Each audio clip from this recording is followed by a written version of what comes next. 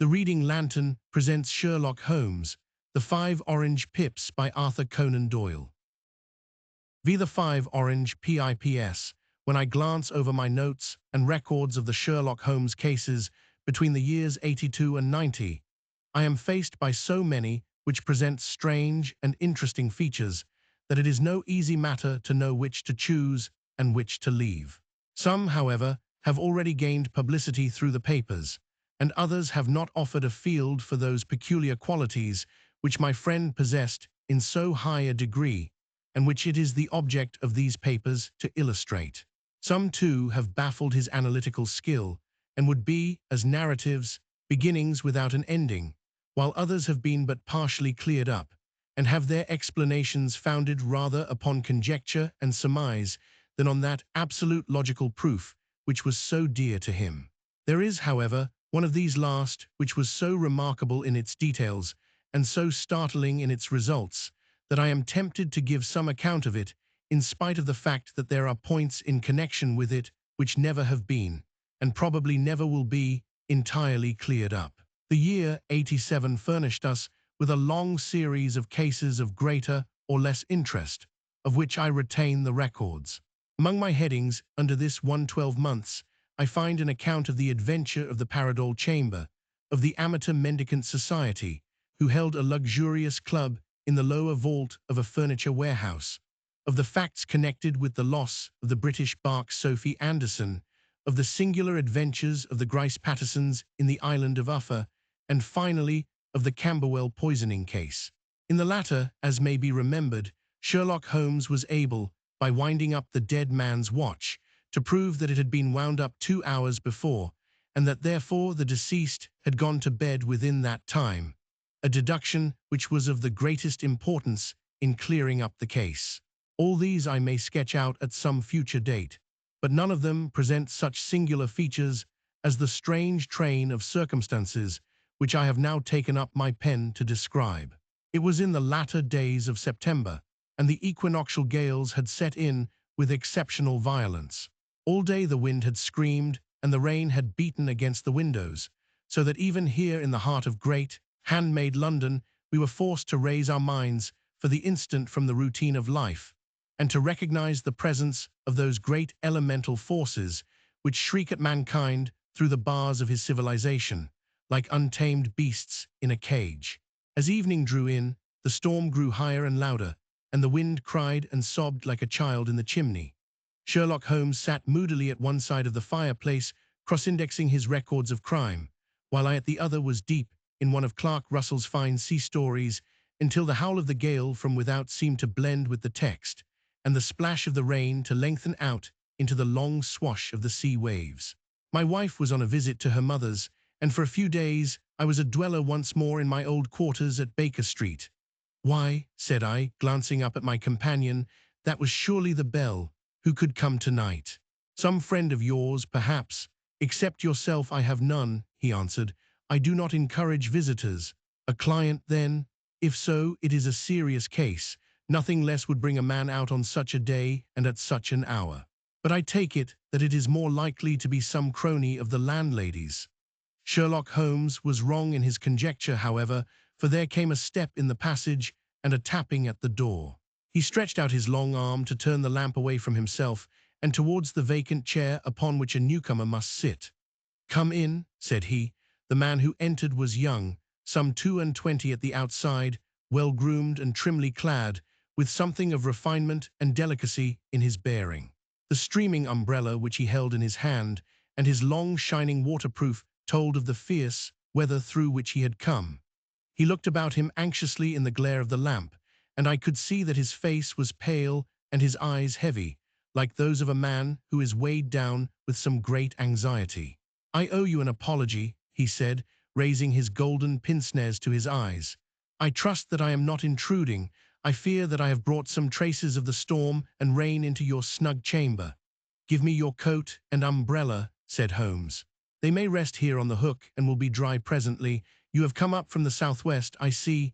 "Yes, from Horsham. That clay and chalk mixture which I see upon your toe caps is quite distinctive.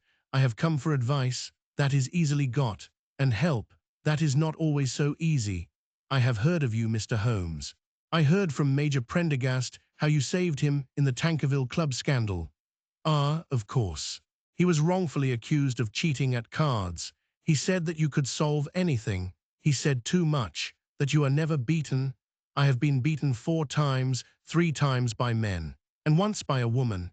But what is that compared with the number of your successes? It is true that I have been generally successful. Then you may be so with me. I beg that you will draw your chair up to the fire and favor me with some details as to your case. It is no ordinary one. None of those which come to me are. I am the last court of appeal, and yet I question, sir, whether, in all your experience, you have ever listened to a more mysterious and inexplicable chain of events than those which have happened in my own family. You fill me with interest, said Holmes. Pray give us the essential facts from the commencement, and I can afterwards question you as to those details which seem to me to be most important. The young man pulled his chair up and pushed his wet feet out towards the blaze. My name, said he, is John Openshaw, but my own affairs have, as far as I can understand, little to do with this awful business. It is a hereditary matter, so in order to give you an idea of the facts, I must go back to the commencement of the affair. You must know that my grandfather had 2 sons, my uncle Elias and my father Joseph. My father had a small factory at Coventry, which he enlarged at the time of the invention of bicycling. He was a patentee of the Openshaw unbreakable tire, and his business met with such success that he was able to sell it and to retire upon a handsome competence. My uncle Elias emigrated to America when he was a young man and became a planter in Florida, where he was reported to have done very well. At the time of the war, he fought in Jackson's army and afterwards under Hood, where he rose to be a colonel. When Lee laid down his arms, my uncle returned to his plantation, where he remained for 3 or 4 years. About 1869 or 1870, he came back to Europe and took a small estate in Sussex, near Horsham. He had made a very considerable fortune in the States, and his reason for leaving them was his aversion to the Negroes and his dislike of the Republican policy in extending the franchise to them. He was a singular man, fierce and quick-tempered, very foul-mouthed when he was angry, and of a most retiring disposition. During all the years that he lived at Horsham, I doubt if ever he set foot in the town. He had a garden and 2 or 3 fields round his house, and there he would take his exercise, though very often for weeks on end he would never leave his room. He drank a great deal of brandy and smoked very heavily, but he would see no society and did not want any friends, not even his own brother. He didn't mind me. In fact, he took a fancy to me, for at the time when he saw me first, I was a youngster of 12 or so. This would be in the year 1878, after he had been 8 or 9 years in England. He begged my father to let me live with him, and he was very kind to me in his way.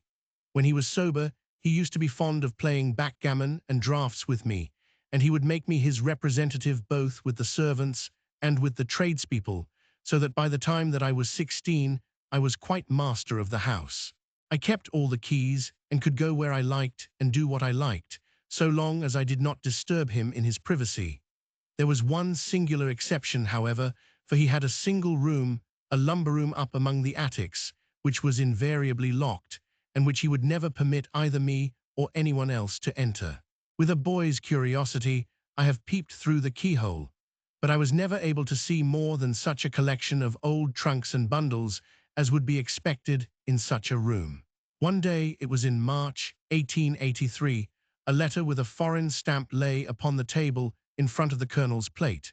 It was not a common thing for him to receive letters, for his bills were all paid in ready money, and he had no friends of any sort.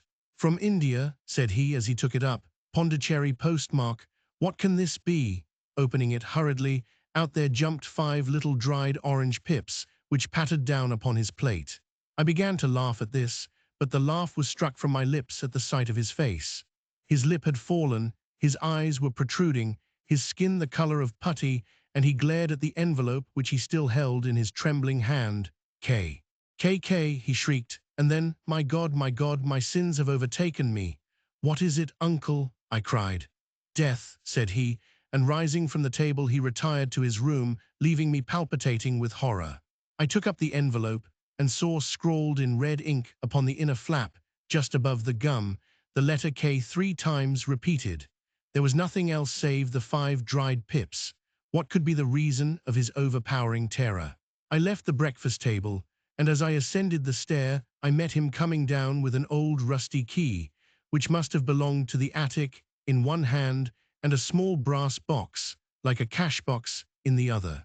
"They may do what they like, but I'll checkmate them still," said he with an oath.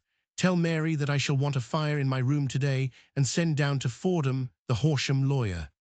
I did as he ordered, and when the lawyer arrived, I was asked to step up to the room. The fire was burning brightly, and in the grate there was a mass of black, fluffy ashes, as of burned paper, while the brass box stood open and empty beside it. As I glanced at the box, I noticed, with a start, that upon the lid was printed the treble K which I had read in the morning upon the envelope. "I wish you, John," said my uncle, "to witness my will. I leave my estate, with all its advantages and all its disadvantages, to my brother, your father, whence it will, no doubt, descend to you. If you can enjoy it in peace, well and good. If you find you cannot, take my advice, my boy, and leave it to your deadliest enemy. I am sorry to give you such a two-edged thing, but I can't say what turn things are going to take. Kindly sign the paper where Mr. Fordham shows you." I signed the paper as directed, and the lawyer took it away with him. The singular incident made, as you may think, the deepest impression upon me, and I pondered over it and turned it every way in my mind without being able to make anything of it. Yet I could not shake off the vague feeling of dread which it left behind, though the sensation grew less keen as the weeks passed, and nothing happened to disturb the usual routine of our lives. I could see a change in my uncle, however. He drank more than ever, and he was less inclined for any sort of society.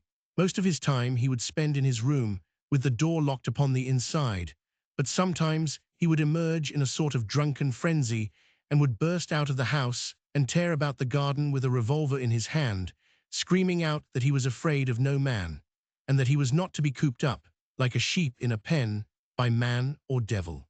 When these hot fits were over, however, he would rush tumultuously in at the door and lock and bar it behind him, like a man who can brazen it out no longer against the terror which lies at the roots of his soul. At such times I have seen his face, even on a cold day, glisten with moisture, as though it were new raised from a basin.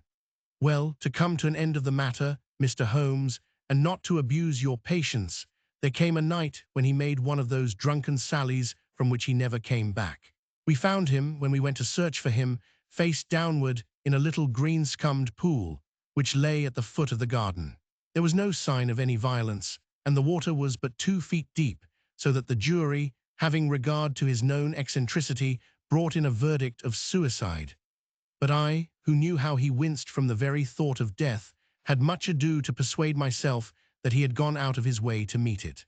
The matter passed, however, and my father entered into possession of the estate and of some £14 which lay to his credit at the bank. "One moment," Holmes interposed. "Your statement is, I foresee, one of the most remarkable to which I have ever listened. Let me have the date of the reception by your uncle of the letter and the date of his supposed suicide." "The letter arrived on March 10, 1883. His death was 7 weeks later, upon the night of May 2nd. "Thank you. Pray proceed." "When my father took over the Horsham property, he, at my request, made a careful examination of the attic, which had been always locked up. We found the brass box there, although its contents had been destroyed. On the inside of the cover was a paper label, with the initials of KKK repeated upon it, and letters, memoranda, receipts, and a register written beneath. These, we presume, indicated the nature of the papers which had been destroyed by Colonel Openshaw. For the rest, there was nothing of much importance in the attic, save a great many scattered papers and notebooks bearing upon my uncle's life in America. Some of them were of the war time, and showed that he had done his duty well and had borne the repute of a brave soldier. Others were of a date during the reconstruction of the Southern states, and were mostly concerned with politics, for he had evidently taken a strong part in opposing the carpetbag politicians who had been sent down from the North. Well, it was the beginning of '84 when my father came to live at Horsham, and all went as well as possible with us until the January of '85. On the fourth day after the New Year, I heard my father give a sharp cry of surprise as we sat together at the breakfast table. There he was, sitting with a newly opened envelope in one hand and 5 dried orange pips in the outstretched palm of the other one. He had always laughed at what he called my cock and bull story about the colonel, but he looked very scared and puzzled now that the same thing had come upon himself. "Why, what on earth does this mean, John?" he stammered. My heart had turned to lead. "It is KKK," said I. He looked inside the envelope. "So it is," he cried. "Here are the very letters. But what is this written above them? 'Put the papers on the sundial,'" I read, peeping over his shoulder. "What papers? What sundial?" he asked. "The sundial in the garden. There is no other," said I. "But the papers must be those that are destroyed." "Pooh," said he, gripping hard at his courage. "We are in a civilized land here, and we can't have tomfoolery of this kind." "Where does the thing come from?" "From Dundee," I answered, glancing at the postmark. "Some preposterous practical joke," said he. "What have I to do with sundials and papers? I shall take no notice of such nonsense." "I should certainly speak to the police," I said. "And be laughed at for my pains." "Nothing of the sort." "Then let me do so." "No, I forbid you. I won't have a fuss made about such nonsense." It was in vain to argue with him, for he was a very obstinate man. I went about, however, with a heart which was full of forebodings. On the third day after the coming of the letter, my father went from home to visit an old friend of his, Major Freebody, who is in command of one of the forts upon Portstone Hill. I was glad that he should go, for it seemed to me that he was farther from danger when he was away from home. In that, however, I was in error. Upon the second day of his absence, I received a telegram from the Major, imploring me to come at once. My father had fallen over one of the deep chalk pits which abound in the neighborhood, and was lying senseless, with a shattered skull. I hurried to him, but he passed away without having ever recovered his consciousness. He had, as it appears, been returning from Fareham in the twilight, and as the country was unknown to him, and the chalk pit unfenced, the jury had no hesitation in bringing in a verdict of death from accidental causes. Carefully, as I examined every fact connected with his death, I was unable to find anything which could suggest the idea of murder. There were no signs of violence, no footmarks, no robbery, no record of strangers having been seen upon the roads. And yet I need not tell you that my mind was far from at ease, and that I was well nigh certain that some foul plot had been woven round him. In this sinister way I came into my inheritance. You will ask me why I did not dispose of it. I answer, because I was well convinced that our troubles were in some way dependent upon an incident in my uncle's life, and that the danger would be as pressing in one house as in another. It was in January, '85, that my poor father met his end, and 2 years and 8 months have elapsed since then. During that time I have lived happily at Horsham, and I had begun to hope that this curse had passed away from the family, and that it had ended with the last generation. I had begun to take comfort too soon, however. Yesterday morning the blow fell in the very shape in which it had come upon my father. The young man took from his waistcoat a crumpled envelope, and turning to the table, he shook out upon it 5 little dried orange pips. "This is the envelope," he continued. "The postmark is London, Eastern Division. Within are the very words which were upon my father's last message, KKK, and then 'Put the papers on the sundial.'" "What have you done?" asked Holmes. "Nothing, nothing. To tell the truth," he sank his face into his thin, white hands, "I have felt helpless. I have felt like one of those poor rabbits when the snake is writhing towards it. I seem to be in the grasp of some resistless, inexorable evil which no foresight and no precautions can guard against." "Tut, tut," cried Sherlock Holmes. "You must act, man, or you are lost. Nothing but energy can save you. This is no time for despair. I have seen the police. Ah, but they listened to my story with a smile. I am convinced that the inspector has formed the opinion that the letters are all practical jokes, and that the deaths of my relations were really accidents, as the jury stated, and were not to be connected with the warnings." Holmes shook his clenched hands in the air. "Incredible imbecility," he cried. They have, however, allowed me a policeman who may remain in the house with me. Has he come with you tonight? No, his orders were to stay in the house. Again Holmes raved in the air. Why did you come to me? He said. And above all, why did you not come at once? I did not know. It was only today that I spoke to Major Prendergast about my troubles and was advised by him to come to you. It is really 2 days since you had the letter. We should have acted before this. You have no further evidence, I suppose, than that which you have placed before us, no suggestive detail which might help us. There is one thing, said John Openshaw. He rummaged in his coat pocket, and drawing out a piece of discolored, blue-tinted paper, he laid it out upon the table.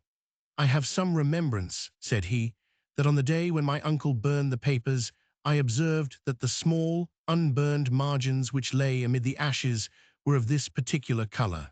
I found this single sheet upon the floor of his room, and I am inclined to think that it may be one of the papers which has, perhaps, fluttered out from among the others, and in that way has escaped destruction. Beyond the mention of Pips, I do not see that it helps us much. I think myself that it is a page from some private diary. The writing is undoubtedly my uncle's. Holmes moved the lamp, and we both bent over the sheet of paper, which showed by its ragged edge that it had indeed been torn from a book. It was headed March 1869, and beneath were the following enigmatical notices. 4th, Hudson came, same old platform. 7th, set the Pips on Macaulay, Paramore, and John Swain of St. Augustine.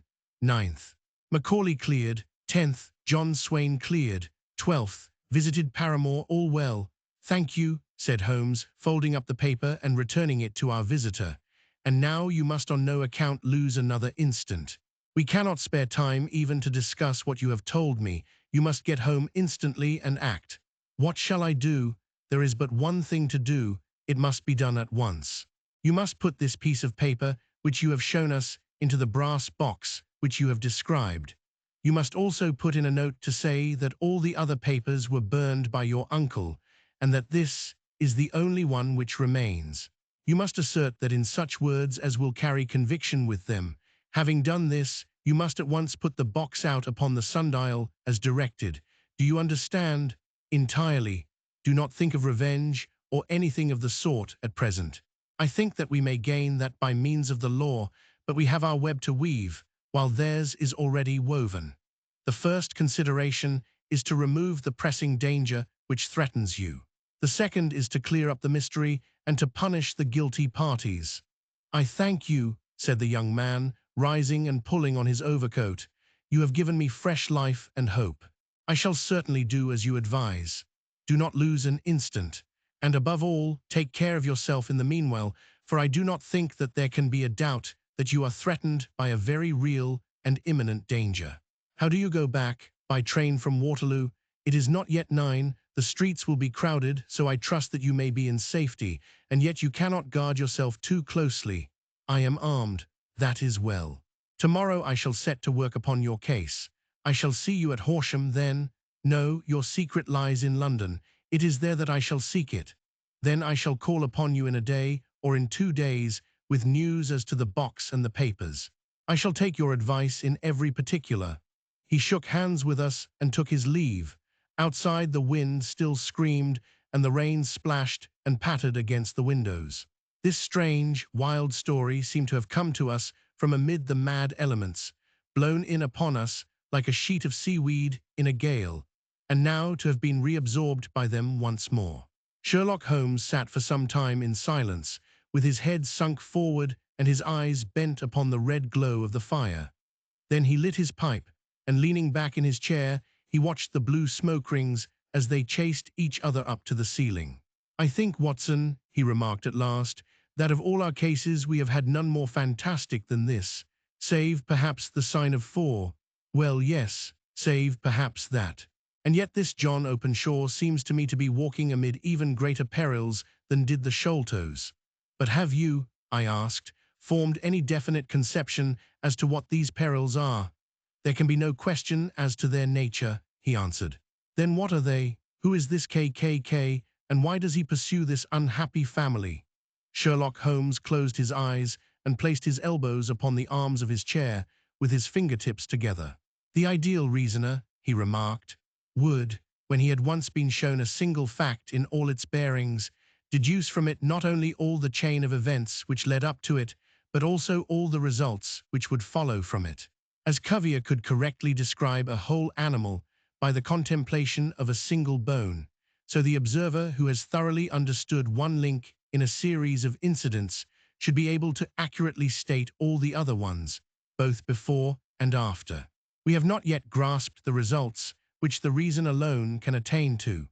Problems may be solved in the study which have baffled all those who have sought a solution by the aid of their senses.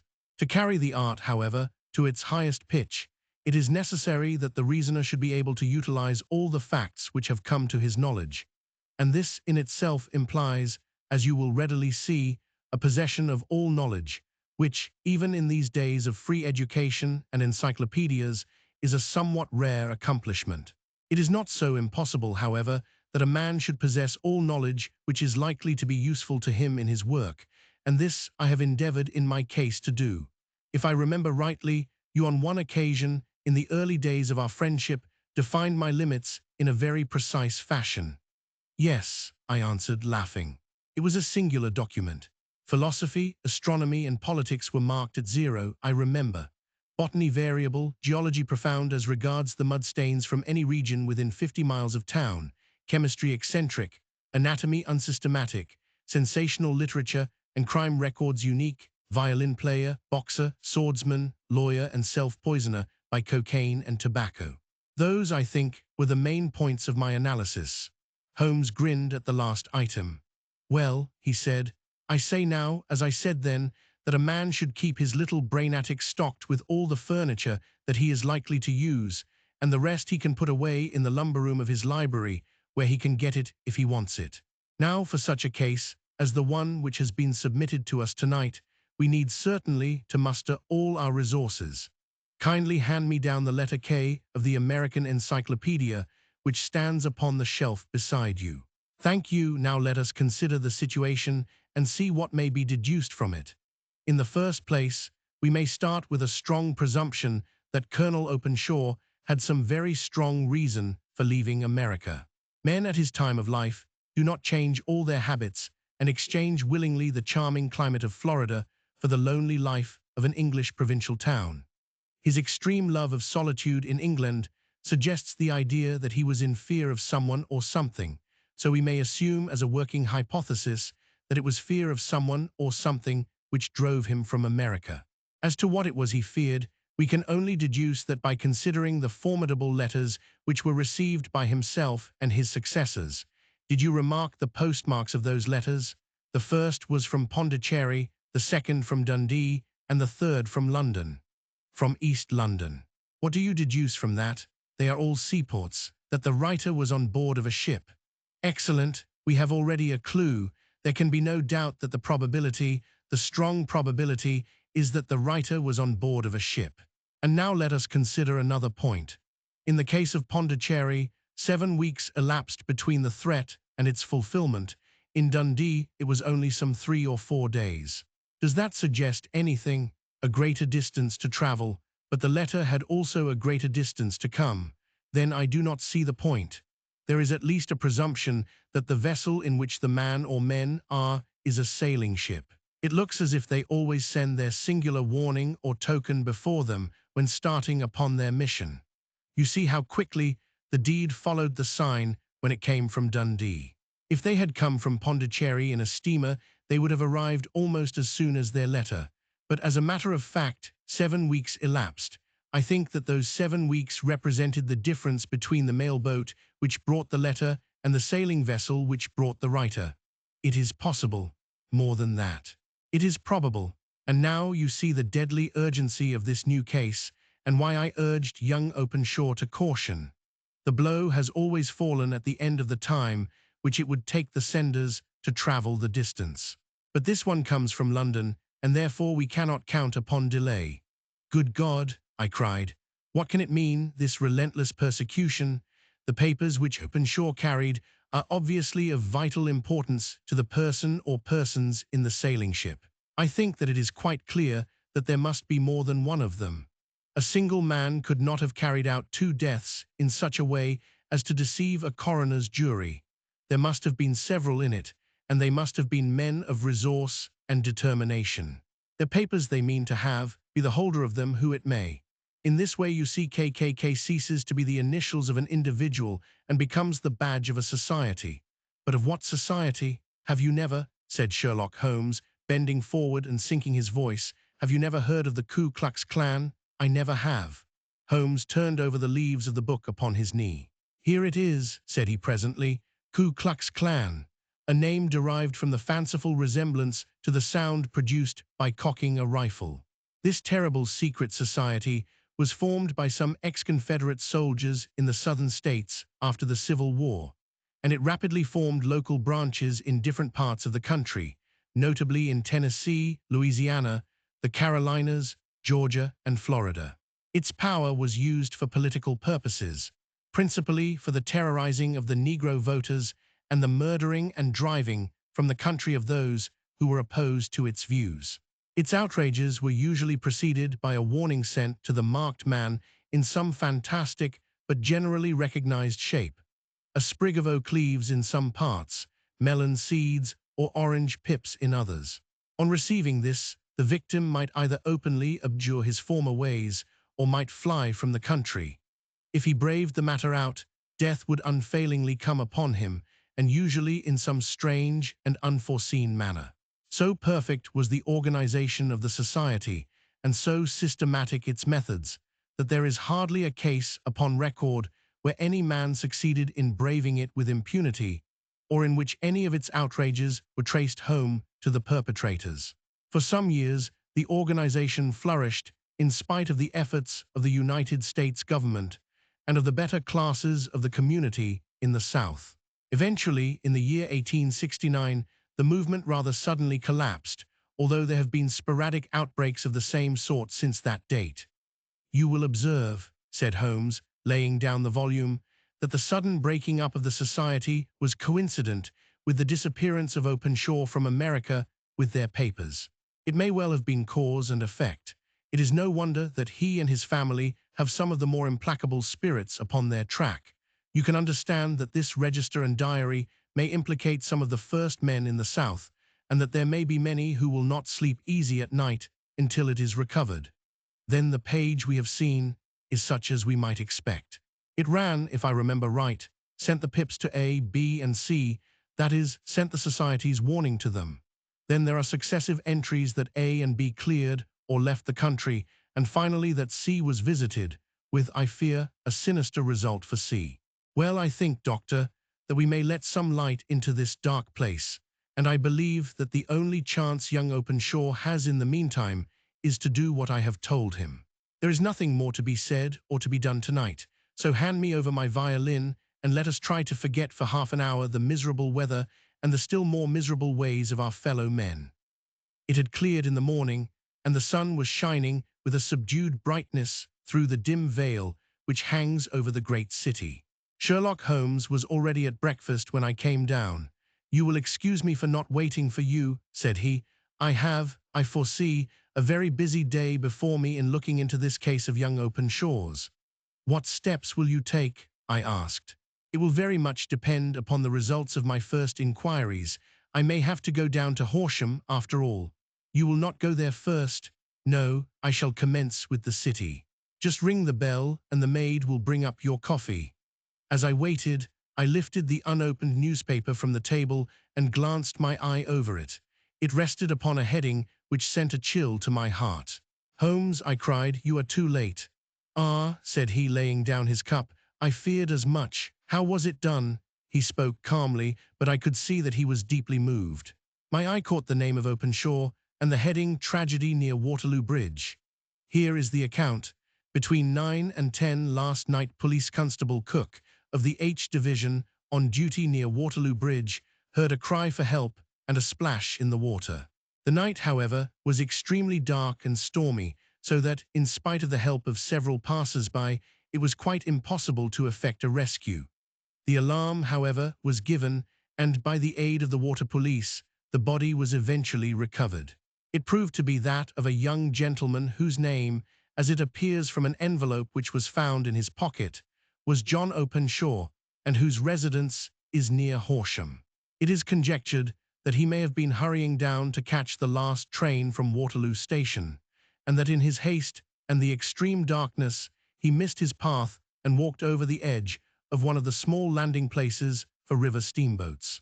The body exhibited no traces of violence, and there can be no doubt that the deceased had been the victim of an unfortunate accident, which should have the effect of calling the attention of the authorities to the condition of the riverside landing stages.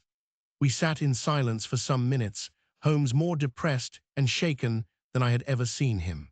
"That hurts my pride, Watson," he said at last. "It is a petty feeling, no doubt, but it hurts my pride. It becomes a personal matter with me now, and if God sends me health, I shall set my hand upon this gang. That he should come to me for help, and that I should send him away to his death." He sprang from his chair and paced about the room in uncontrollable agitation, with a flush upon his sallow cheeks and a nervous clasping and unclasping of his long, thin hands. "They must be cunning devils," he exclaimed at last. "How could they have decoyed him down there? The embankment is not on the direct line to the station. The bridge, no doubt, was too crowded, even on such a night, for their purpose. Well, Watson, we shall see who will win in the long run. I am going out now. To the police? No, I shall be my own police. When I have spun the web they may take the flies, but not before. All day I was engaged in my professional work, and it was late in the evening before I returned to Baker Street. Sherlock Holmes had not come back yet. It was nearly 10 o'clock before he entered, looking pale and worn. He walked up to the sideboard, and tearing a piece from the loaf he devoured it voraciously, washing it down with a long draught of water. "You are hungry," I remarked. "Starving. It had escaped my memory. I have had nothing since breakfast. Nothing, not a bite. I had no time to think of it. And how have you succeeded? Well, you have a clue. I have them in the hollow of my hand. Young Openshaw shall not long remain unavenged. Why, Watson, let us put their own devilish trademark upon them. It is well thought of."